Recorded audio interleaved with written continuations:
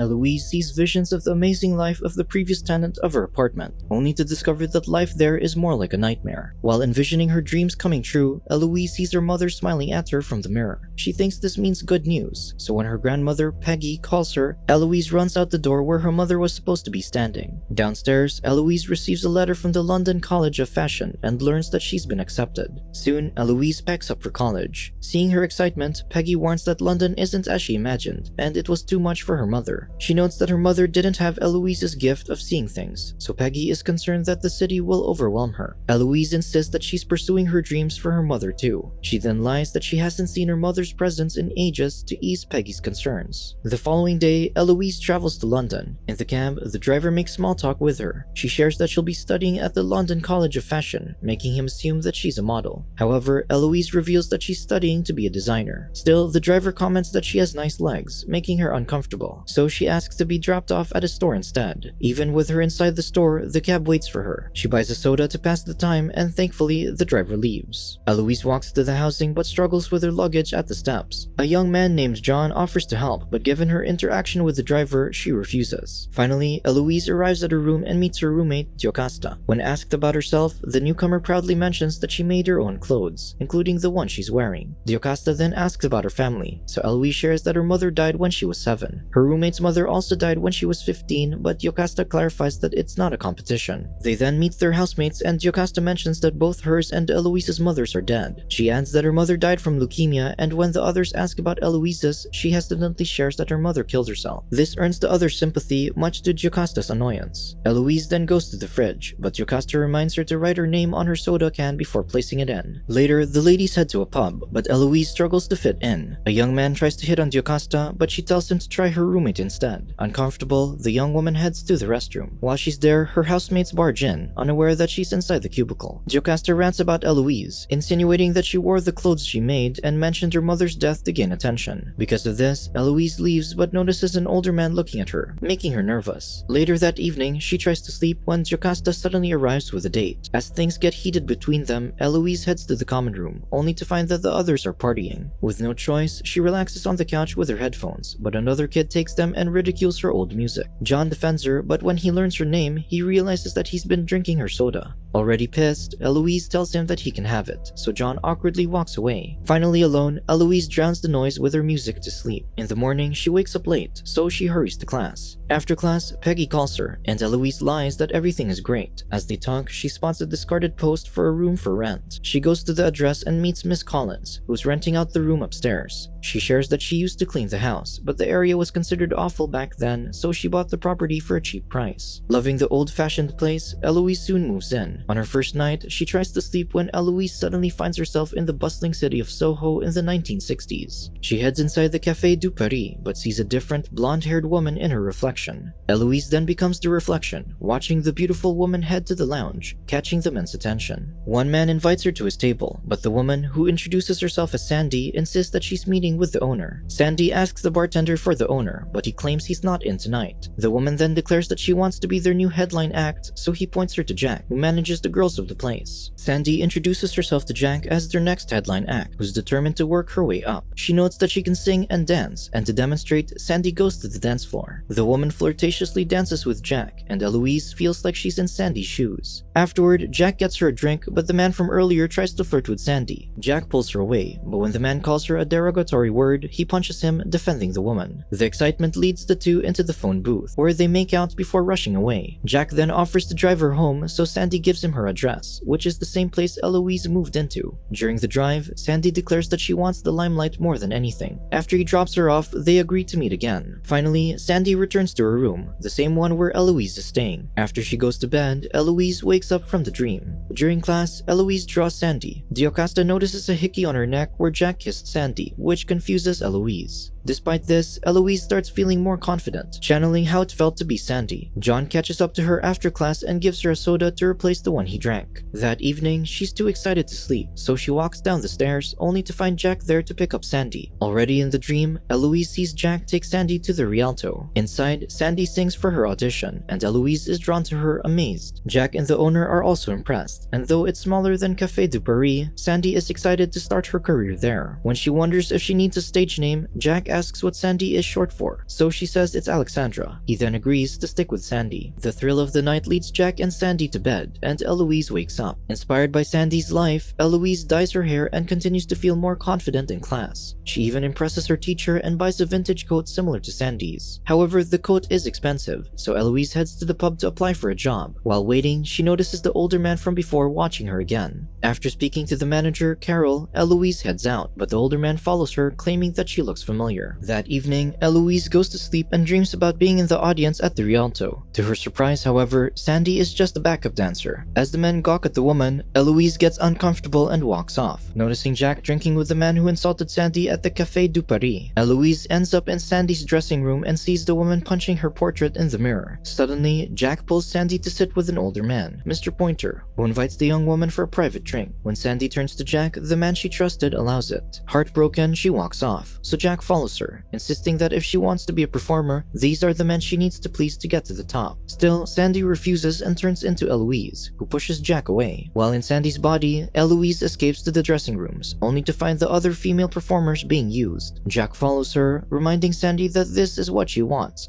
But Eloise hurries away and ends up in Sandie's room. There, she finds the woman asleep with money on her nightstand. Suddenly, Mr. Pointer exits the bathroom, but Eloise yells for him to leave her alone. Finally, Eloise wakes up in her room, crying. Realizing that Sandie's life wasn't as magical as she thought, Eloise decides to start over on her dress. Her teacher stops her, encouraging her that she's onto something. Later, John checks on her at the pub during her shift. He comments that it must be great to live independently, but Eloise admits she's overwhelmed. He sympathizes with her and offers to listen if she wants to talk. Outside, Eloise answers her grandmother's call and finally confesses that she's working at the pub because she moved out of the housing. Worried, Peggy encourages her to ask for help, especially since her mother didn't. After the call, the older man finds Eloise again and already knows her name. He claims that it's his business to know the girls around there. Later, Eloise returns to her room but no longer feels comfortable there after seeing what Sandie went through. Suddenly, her recorder starts playing and Jack barges in, dragging her out. She's back as Sandie, who ends up in a nightclub where Jack orders her to dance. Begrudgingly, Sandie joins the dance floor and immediately gets one man's attention. For the next few nights, Sandie attracts men on the dance floor, then joins them for a private drink, introducing herself using different names. As this continues, she loses herself in alcohol to get by. One night, she joins a man who knows she's giving fake names. Sandie assumes he's a police officer, which he doesn't deny. He advises her to escape while she can, but she replies that she's no better than this life. Hearing this, Eloise bangs on the mirror to make Sandie look. She breaks the glass and grabs the woman, but this forces her back into bed. As Eloise looks up, she finds a mirror over the bed where she sees Sandie waiting for someone. Looking over the room, she finds a man who keeps changing faces and voices as they prepare for a night with Sandie. The frightened Eloise runs out the door, and when she checks, her room is back to normal. The next evening, Eloise stays in class, afraid of her room. John invites her to go out, so they attend a Halloween party where Jocasta welcomes them with drinks. The two happily drink and soon join the dance floor. However, Eloise sees the phantom men again before spotting Sandie. Overwhelmed, she runs out but still sees glimpses of Sandie and Jack. John catches up to her and Eloise cries that she doesn't want things to be this way, hoping she was like everyone else. When John says he's glad that she's different, she kisses him and invites him to her place. In her room, things get heated between them, but Eloise suddenly sees Jack choking Sandie on the same bed through the mirror. Eloise pushes John away and screams for Jack to release Sandie. Confused, her friend backs away and Eloise sees Jack bringing down a knife at her. She jumps off the bed and watches Sandie fighting for her life. The commotion catches Miss Collins' attention, so she bangs on the door. Eloise sees Sandie scratching Jack's face, so he stabs her just as Miss Collins breaks in. John rushes out of the house while Eloise sees Sandie dying on the bed. Finally, Miss Collins snaps her out of it, worried that John harmed her. The young woman assures her that he didn't, so the landlady closes the door, telling Eloise that they'll discuss things in the morning. Eloise spends the night in the tub, afraid of going to the same bed where Sandie died. The next morning, she apologizes to Miss Collins for what happened. She then asks if someone died in her room, but the landlady comments that someone died in every room in London. Later, Eloise works on her dress in class, but her model suddenly turns into a bloodied Sandie. Freaked out, she runs away. Everywhere she goes, she continues seeing the phantom men. She even bumps into Jack, only to see that it was just the older man from before. Desperate, Eloise reports the crime to the police, but they assume she hallucinated everything. When they wonder if someone slipped something into her drink, she recalls the one Jocasta gave her. Still, Eloise is convinced that Jack is the older man who has been following her. her. After giving her statement, Eloise overhears one of the detectives laughing about her story. The other detective sees her and advises her to get help but promises to investigate Sandie's murder. Still determined to uncover things, she looks into cases from the 60s in the library. John finds her and apologizes for last night, thinking he did something wrong. Eloise assures him that he didn't and hesitantly confesses that she saw a vision of Sandie getting stabbed, and she's looking through old newspapers to find Sandie's real name. Understanding her plight, John offers to help. The two spend the night at the library, and while alone, Eloise doesn't notice the phantom men approaching. One grabs her shoulder and she backs away in fear. Eloise runs and takes the scissors from her bag to defend herself. Cornered, she aims to stab one of the phantoms, only for John to stop her from stabbing Jocasta. The pissed woman calls for security, so John calls her back while Eloise runs away. She spots Sandie outside, so Eloise runs after her. However, the phantom men block her, and when she finally reaches Sandie, she pushes her back. Eloise snaps out of it but sees the older man pass by. She follows him into the pub, secretly turning on a recording app on her phone before getting his drink. She mentions Sandie to him, and he confirms that he knew her. Eloise claims she knows what he did to Sandie, but the man notes that the woman ended up where she wanted to be. Still, she accuses him of killing Sandie, but he argues that someone named Alex killed her. As he leaves, Eloise follows him, so the man pauses and ends up getting hit by a car. Seeing this, Carol tells the others to call an ambulance for Lindsay, who used to be a police officer. Shocked, Eloise realizes that the older man was the officer who tried to give Sandie a way out. Crushed, she calls her grandmother, saying that she'll go home tonight as she can't handle the city anymore. Right on time, John passes by, so she asks him to help her leave. They head to Miss Collins' house to get Eloise's things, but she advises John to stay back since her landlady might get angry if she sees him. With that, Eloise knocks on Miss Collins' door to ask for her deposit back. The old lady gives her tea and the young woman tries to explain why she needs to leave. Seeing her distraught, Miss Collins urges her to drink her tea and calm down. After she does, Miss Collins mentions that the detective she talked to came by. Eloise apologizes for the trouble, but the landlady confirms that a girl did die in her room before, the young Miss Collins. Hearing this, Eloise looks at the mail on the coffee table and sees that her landlady's name is Alexandra Collins. Finally, she realizes that Miss Collins is actually Sandie. Sandie recounts wanting to be a singer and actress, and the job she was forced into was like acting since she had to pretend that it wasn't happening. When Jack tried to kill her, she fought back and stabbed him instead. That moment felt right to her, so she decided to send the other men to hell and hide them under the floorboards. Hearing this, Eloise apologizes for speaking to the police. Sandie assures her it's okay since she won't tell anyone else. Realizing what she means, Eloise looks down on her tea where the woman slipped something in. Sandie assures her that she'll just put her to sleep and make it look like she killed herself, which everyone would believe given her recent behaviors. However, John rings the doorbell, so Sandie grabs a knife. Eloise fights to stop her, but the older woman slaps her, making her knock over the ashtray that falls on the woman's records. Just as John enters, Sandie stabs him in the stomach. Eloise rushes to them, but the landlady slashes her with a knife. As she struggles up the stairs, Eloise hallucinates the young Sandie approaching. John sees the fire from the ashtray spreading, but Sandie continues to attack Eloise. Finally, Eloise kicks the older woman and desperately runs back to her room. When she gets there, the ghosts of Sandie's victims grab her and drag her to the bed. To her surprise, they ask her to kill Sandie. Sandie finally arrives and sees the ghost of the men she killed. This reminds her of her experiences just as Jack's ghost slaps her, claiming that this is what she wanted. Realizing what she's become, Sandie tells Eloise that she didn't want this, and the younger woman understands. Refusing to go to prison, Sandie then slits her own throat. Eloise tries to stop her and sees the younger Sandie. She begs her to live, but the older woman urges her to save John and herself. With no choice, Eloise hurries downstairs as the fire spreads. She reaches John just before the firefighters arrive, saving them while Sandie burns in her old bedroom. Months later, the college showcases Eloise's designs on the runway while John and her grandmother watch. Afterward, she receives praise from her teacher and even her classmates. As she passes by a mirror, she sees her mother's image watching her first successful show. Peggy and John then visit her. As Eloise looks back at the mirror, she sees Sandie, but the young woman isn't afraid of the ghosts of the past anymore. Subscribe to watch more videos like this, turn on notifications and leave a like to help the channel out. Thank you for watching.